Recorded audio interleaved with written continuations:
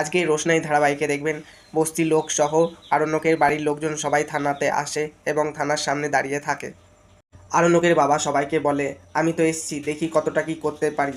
তখন মিনি খুব কান্নাকাটি করে। তখন মিনির মা মিনিকে শান্ত করার চেষ্টা করে।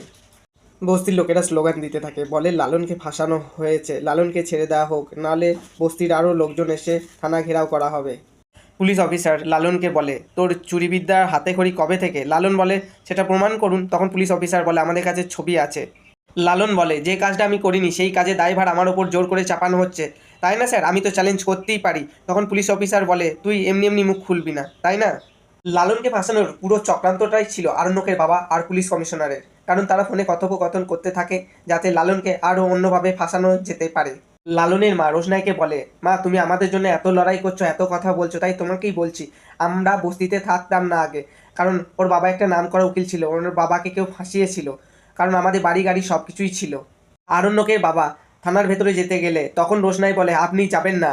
তখন আরণ্যকের বাবা বলে, তুমি কে? একটা বাইরের মেয়ে আমাকে বলে দেবে আমি কি করব না করব? তখন আরণ্যক বলে, তুমি এইভাবে আমার বাবার সাথে কথা বলতে পারো না, আমার বাবাকে অপমান করতে পারো না তুমি রোশনাই। সবাই মিলে থানার ভেতরে যায় এবং মিনি লালনকে দেখেই বলে, তোমাকে মারেনি তো লালন? তখন লালন বলে, না না, ওরা আমাকে মারধর কিচ্ছু করেনি। তখন কমিশনার আসে এবং পরিবারের সবাই কমিশনারের সাথে কথা বলে।